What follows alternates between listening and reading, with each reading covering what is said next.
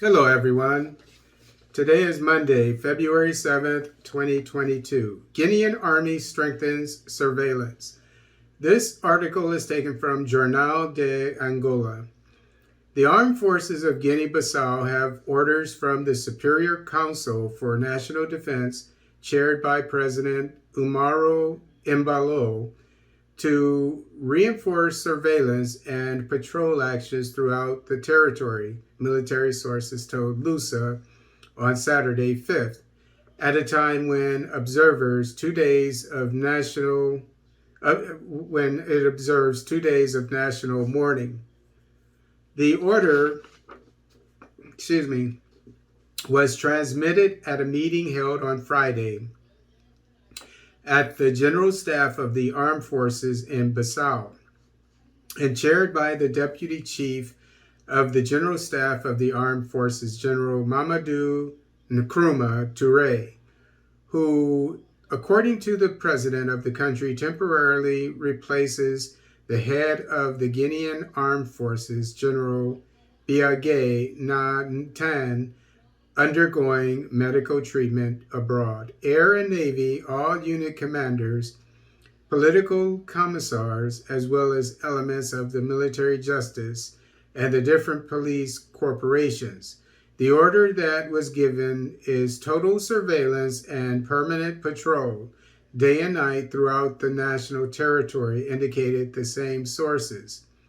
General Mamadou Touré, who currently heads a joint command created between the armed forces, the State Information Services, and the Ministry of the Interior, which oversees the police, took advantage of the meeting to give detailed information from military point of view on the current situation in the country. Armed men attacked the government palace of Guinea-Bissau on Tuesday, where a council of ministers was being held, with the presence of the President of the Republic, Umaro Sissoco Embalo, and the Prime Minister, Nuno Nabiam.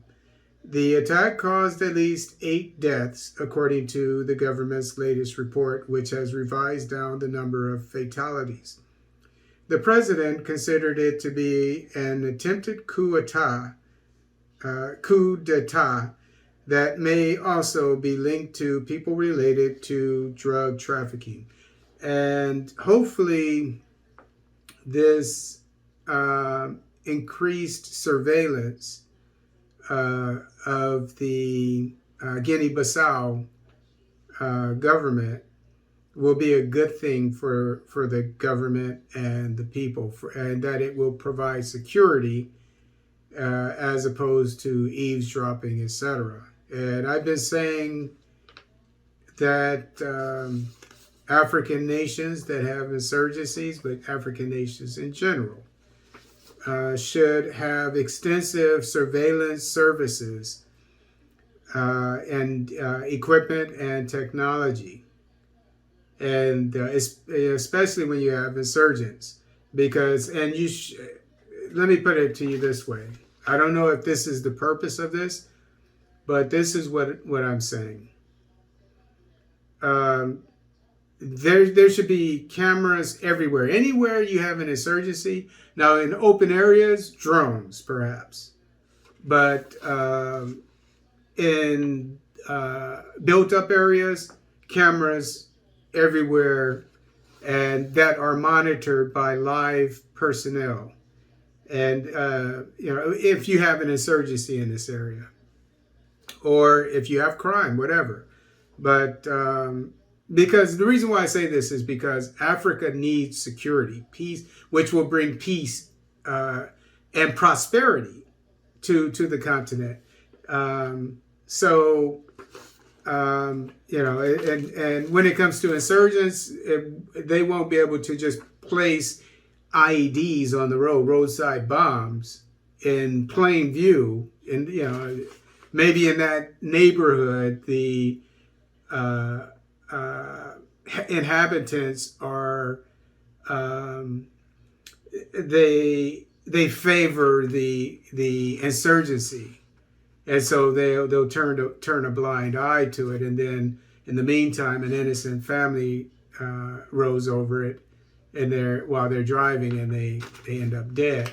So you want. This is why I believe I know you should have cameras everywhere, wherever in built up areas where you have insurgencies. And you should have live personnel, so when they see something, they can.